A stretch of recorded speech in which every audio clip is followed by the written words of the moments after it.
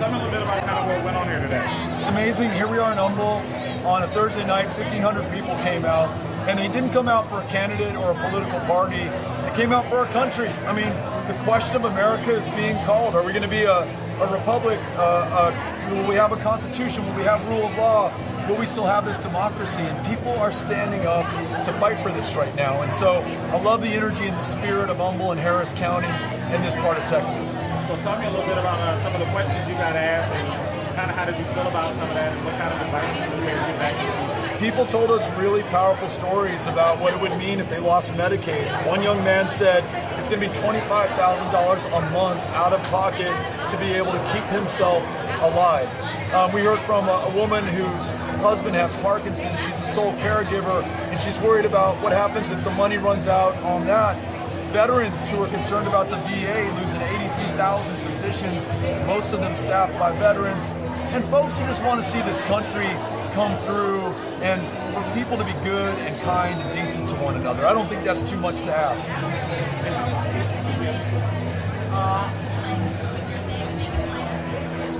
You know, you've done these across the state. Kind of talk about what the turnout's been for those. Yeah.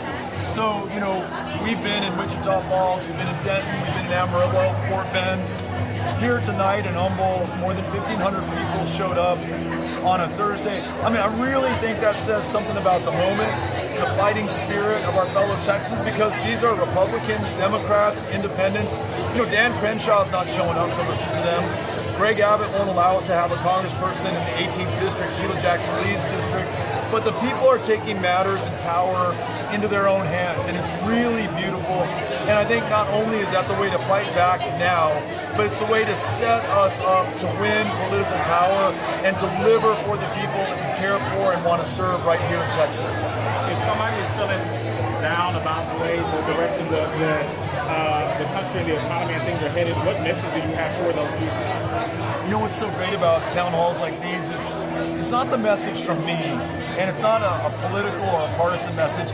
It's just folks listening to one another, being moved by the young mother whose daughter is going to lose out because her school is no longer going to have the funding that it needs because of this voucher scam, or that Trump's cutting the IDEA Act that provides funding for special needs kids. It's folks who are healthcare workers who can't get by on a minimum wage in this state, $7.25 an hour.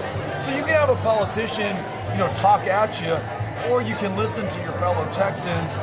They're the ones who are going to convince you, move you, inspire you, and based on that and the action that you take, we can make life better for our fellow Texans. But it starts in bringing people together in meetings like these. And I had another question.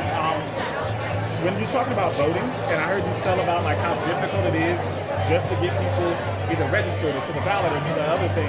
Tell me a little about that, especially here in Texas. Texas makes it harder than any other state to register to vote, to cast a ballot. So organizations like ours, powered by people, we work to fight that by registering people to vote on college campuses or just on the street where we find them. And then importantly, we stay in touch with them to help them navigate the voting laws in Texas and actually turn out and vote. You know, I don't think we're a red state so much as we are a non-voting state. When we make it easier for more people to vote, I'm confident that we're going to restore a woman's right to make her own decisions about her own body. We're going to raise the minimum wage. We're going to make sure more people can see a doctor. We're going to fully fund local schools so that your kid gets the best damn education they can. But it's only going to happen when more people vote. And so that's what we're focused on. You're having these town halls. What do you want the kind of the end game to be? I think there are a lot of people right now who, understandably, given what Trump and Abbott are doing, they're tempted to despair. You know, the big thing about these town halls is when you come together and you see 1,500 other people who've chosen to show up on a Thursday night in a non-election year, it gives you hope. It gives you cause for optimism.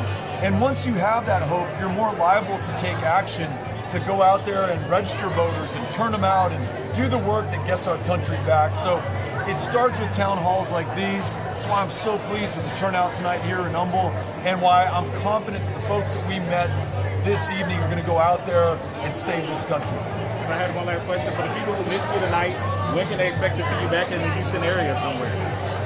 So even though I live in El Paso at the other end of I-10 in the state of Texas, a 12-hour drive, you cannot keep me away from Harris County in Houston, Texas. I love this place. I love everything about it. I love the fight and the spirit of the people here. So we will continue to come back, and we're going to continue to support people who are doing the important work on the ground. Thank you. Appreciate you both.